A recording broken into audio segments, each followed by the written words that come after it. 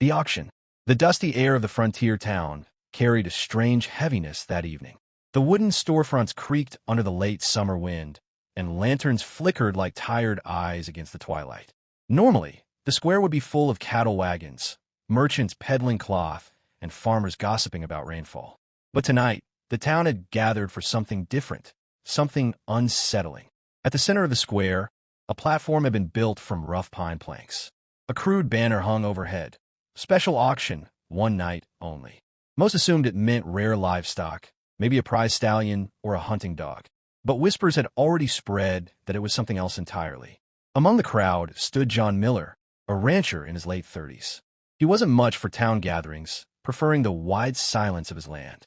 His ranch stretched miles across the prairie, dotted with cattle and a stubborn old barn that needed more work than he could give it. John had only come into town to buy seed and nails, yet curiosity, or maybe something deeper, pulled him into the crowd.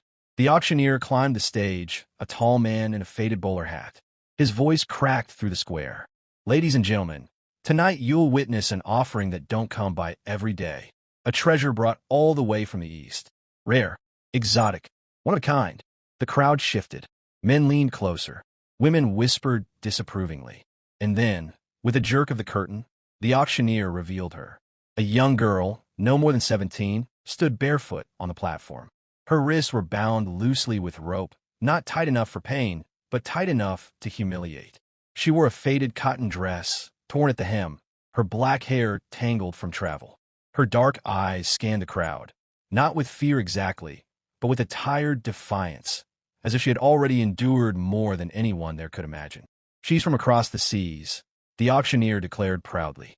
"Brought here under contract, and tonight, she goes to the highest bidder. Let's start at $2. A hush fell over the crowd. Some men smirked, others exchanged greedy glances. A few voices shouted half-hearted bids. John Miller felt his stomach twist. He had seen cruelty before. Cattle whipped until their hides tore, horses broken with iron bits. But this was different. This was a human being paraded like an animal. He told himself to turn away. He had no business here, yet his boots stayed rooted in the dirt. $2, a man in a gray coat shouted. $2.50, barked another, his tone mocking. $3. The number was small, ridiculously small, the price of a meal or a single cowhide. And that cheapness made the humiliation worse. John's hand moved before he thought. $3, he called out, his voice steady. The auctioneer's head snapped toward him. $3. We have 3. Any higher? The crowd looked around. Some laughed at the absurdity of bidding real money for a girl they thought useless. Others muttered about foreigners and burdens. No one else raised the price. Going once, going twice, sold. The gavel cracked, and just like that, it was done. The crowd dispersed with shrugs and chuckles, eager to return to the saloon. John stepped forward to the stage. The auctioneer grinned, shaking his hand as if they'd just completed a fine business deal. "She's yours, mister. $3 fair and square. Take the papers." But John ignored the man's grin. His eyes went to the girl. Up close, she was thinner than he had realized, her cheekbones sharp from hunger. Her eyes, though, burned with quiet strength. She did not bow her head, nor did she thank him. She simply stared, as if testing whether he was just another master, another chain. John pulled a pocket knife from his coat and cut the ropes from her wrists. "You're free now," he said quietly. The auctioneer snorted. "Free? You bought her. Do what you like, but she ain't got anywhere to go." John ignored him. He turned to the girl. "Name?" She hesitated. Her voice, when it came, was soft but clear. "Mei Lin." John nodded. "Well, Mei Lin, my ranch isn't much, but it's better than this place. You'll have food, a roof. No one's going to hurt you there."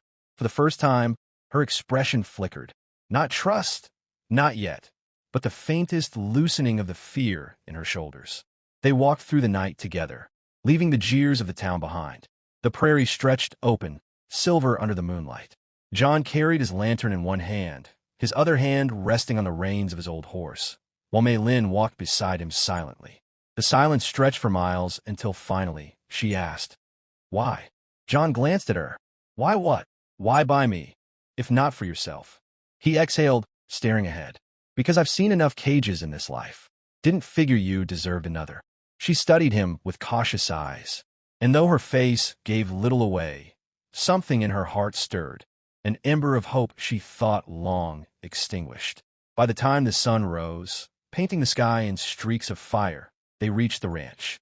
Wooden fences stood crooked but sturdy, cattle lowed in the distance, and the old barn loomed like a tired guardian. Mei Lin stopped at the gate, her eyes wide. To John, it was just land, work and sweat, fences and dust. But to her, after months of being shipped like cargo, it looked like freedom. John turned to her. This place, it's all I got. But from now on, it's yours too. Not as payment, not as debt, just because no one should have to stand on a stage like that ever again. Mei Lin's lips parted, as though she might speak, but no words came. Instead, her eyes glistened, and for the first time, she let herself believe that maybe, just maybe, she had found a place where chains could not follow. The ranch. The morning sun stretched long golden rays across the prairie, burning away the chill of night. The Miller Ranch looked alive now in daylight. Rows of fenced pasture, a scattering of grazing cattle, the barn weathered but proud.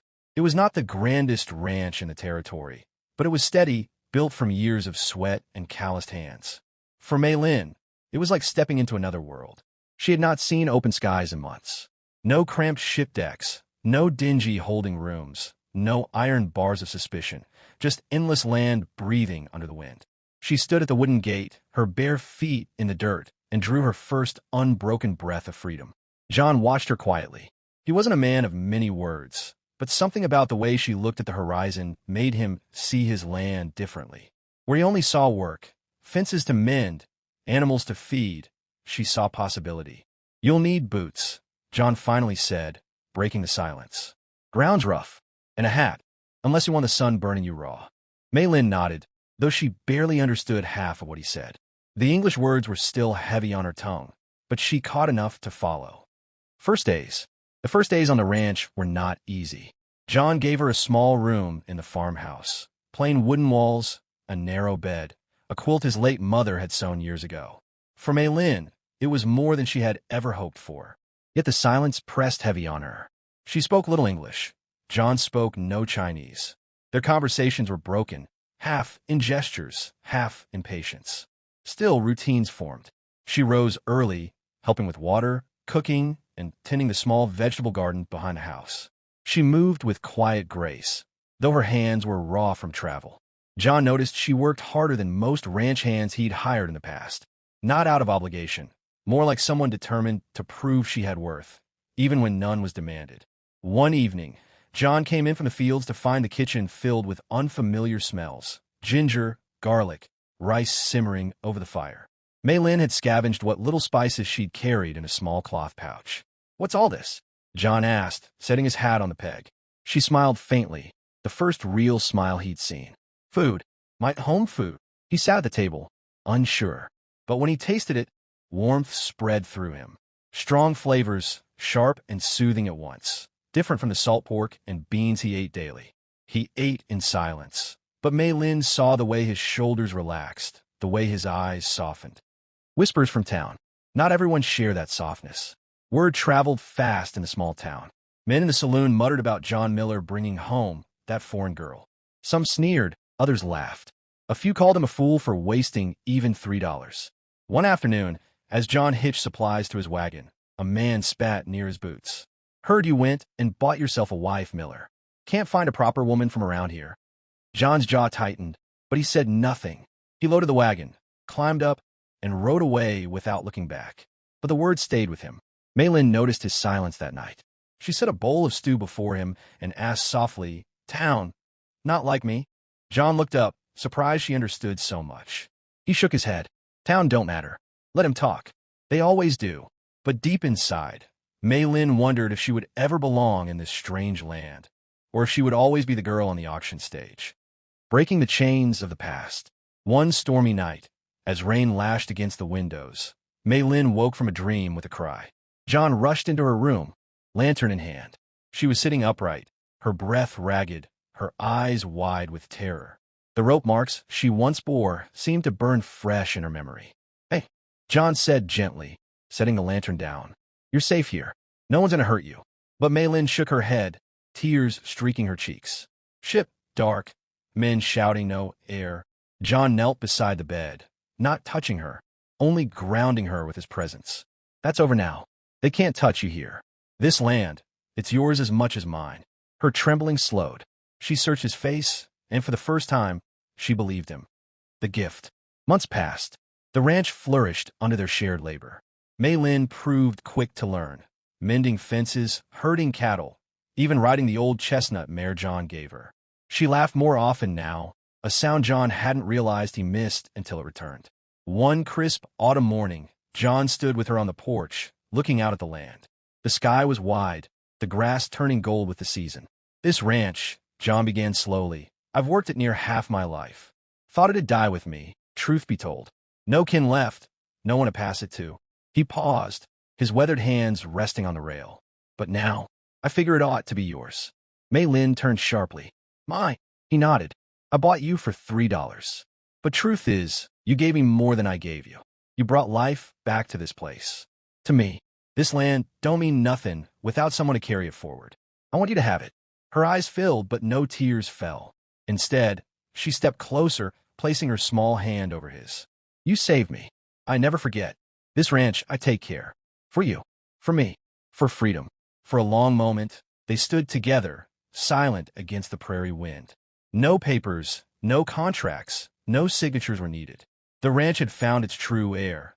Not through blood, not through money, but through the quiet, unspoken bond between a broken girl and the man who gave her back her life.